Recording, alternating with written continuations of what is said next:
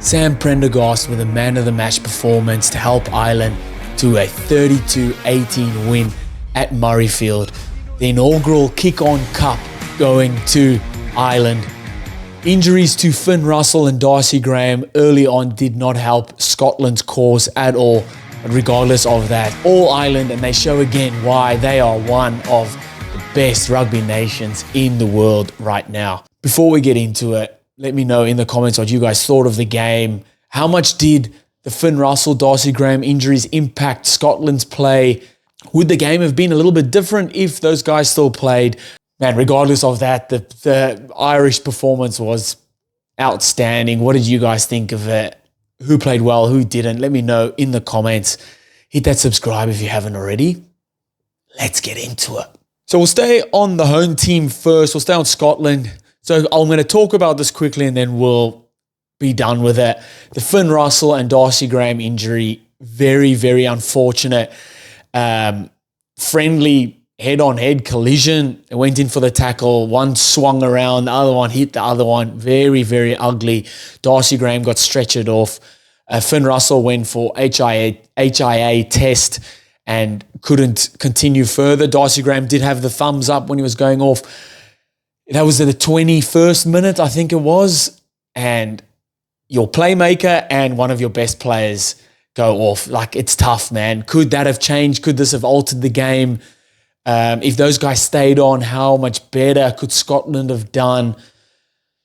Man, to be honest, regardless of that injury, and yes, it's easy to say now after the fact, but no one was stopping this Irish team. Whoever was playing, Ireland were great. Scotland weren't their best. So that's my bit on that. I'd love to hear what you guys think about it. Let me know in the comments and we can discuss. We can discuss nicely. Be friendly about it, okay? So Scotland, man, I thought early on they were just sitting back, allowing Ireland to run at them. Ireland making easy meters over that vantage line, letting them run their plays. Like, if you're defending Ireland, you want to get up in their face, stop any momentum they're trying to build. Because when they get that roll on, and I speak about this all the time when I talk about Ireland, when they get that roll on, they are so hard to defend, man. They're so clinical with ball in hand. Their options across the park, the options for the ball carrier as well, unreal. And you can't allow them to just get into that flow of the game. A ton of penalties early on.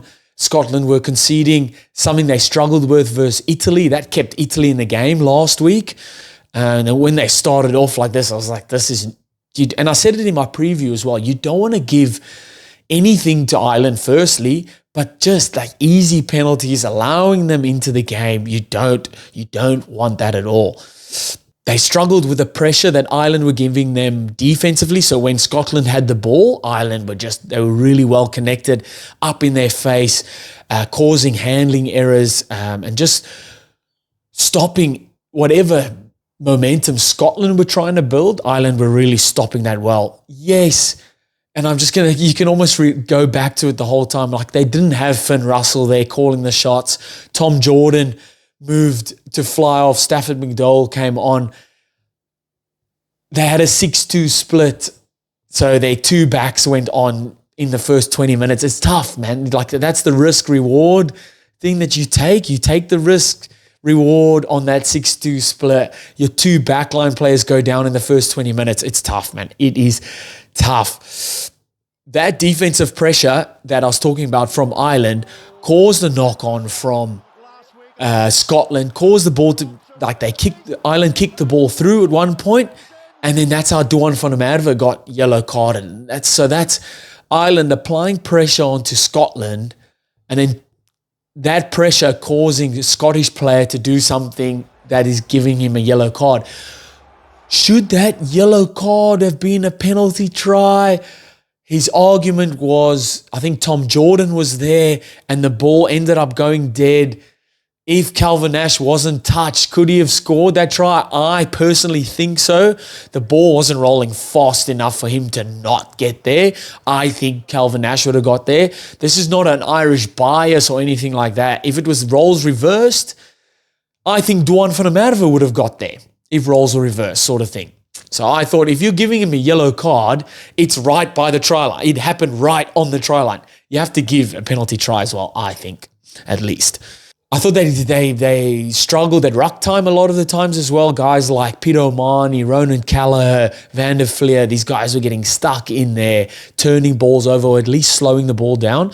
And when you don't have your orchestrator, your number one, your number 10, number one as in your number 10, your guy calling the shots, it's hard to get going. That's a very important position, but it's also a position that not anyone can just slot in there. If anything, they should have moved.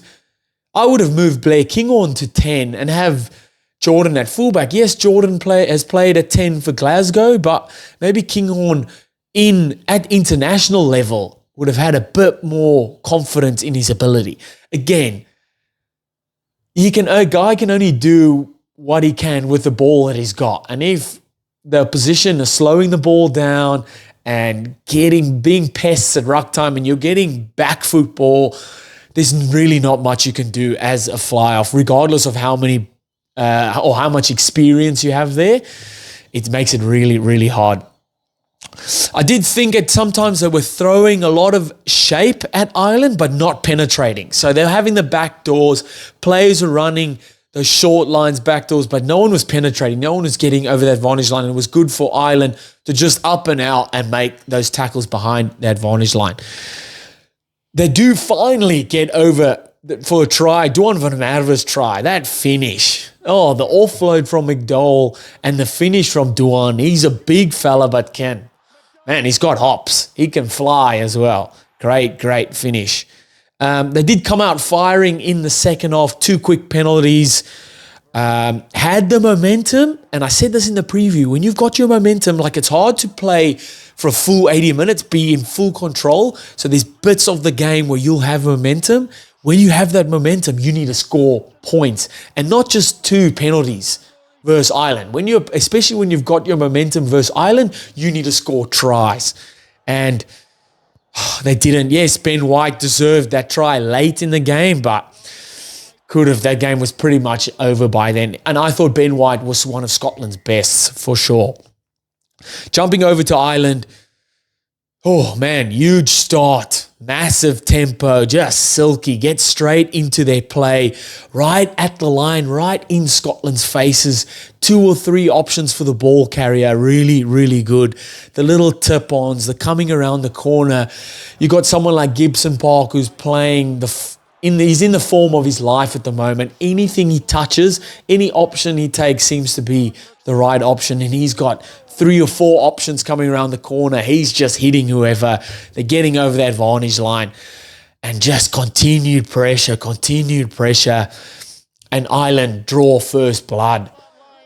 They take their first opportunity. This was something I said in the preview as well. Something they struggled with versus England last week was turning their opportunities into points. And the first opportunity they get, they end up scoring. Calvin Nash. But how they drew Scotland in here with the little short balls, the little tip-ons, drawing defenders in. Jamison Gibson Park, option taking, just elite. You can see Prendergast calling for the ball, and he throws over a lovely double skip pass for Calvin Nash to go over untouched. This is great from Prendergast. When I seen this early on, I was like, man, he's going to have a game here. The confidence to call the ball when he wants it and then to throw those double skip passes right on the try line. It's a big play, man. You might sit in your couch and think, oh, well, yep, he should be able to do it. It's an easy loop ball. That's a 30, 40-meter pass. Hit Calvin Nash right in the breadbasket. And knowing when to pull the trigger on that as well, elite, man. Lovely stuff there from Prendergast. They did have a missed opportunity, 1 or 2 from Mauls being held up. They were held up a few times over the line as well. But this was just pressure building, man. This is just, it's almost like, I would say like the fire brigade coming to a door that's locked and they need to get in and they just banging with those big sledgehammers or the big poles and they keep banging. You're going to keep banging until you bang through that door, man. And this was Ireland keep knocking, keep banging at that Scottish defense, that Scottish try line. They kept banging. And they did eventually bust through. What I didn't mind about their decision making around penalties. So when they got penalties for Scotland infringement, they weren't always going for touch. They took a few penalties, and that's probably a lesson they learned from last week's game. We entering the 22 and we're coming away with no points. One or two occasions, let's keep the scoreboard ticking over. And it really, you might think 3 points here, 3 points there, like it's not much. You could be scoring 7, but as the opposition, and you're getting hounded right on your touchline or right on your try line the whole time, and yes, you might think, oh, they're only kicking 3 points. After a while, you look up at the scoreboard, and they 9, 12, 15 points ahead, and you're like, oh shit, we're under the pump here. We barely have the ball, and now they 12, 15 points ahead on the scoreboard as well. That's when the errors start creeping in. That's when you start doing things you shouldn't be doing because you're desperate as the defensive team.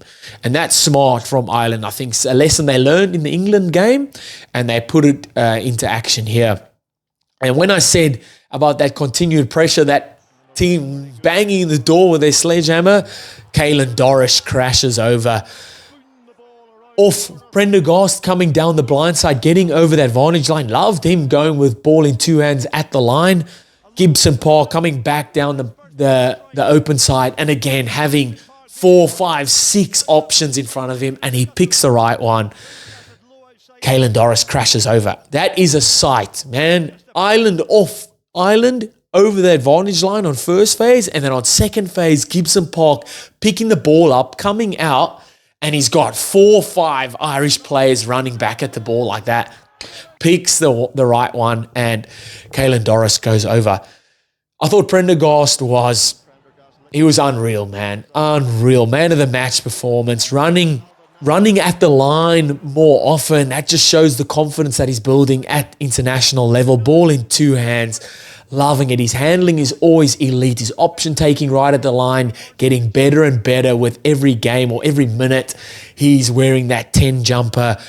Kicked well off the tee. He's 5 from 6 off the tee. 1 try assist. 343 kick meters. He was fantastic. A deserved man of the match performance here. I said this year's Six Nations is going to be a coming of age for Sam Prendergast. There was doubters. There was haters in the comments. But man stood up.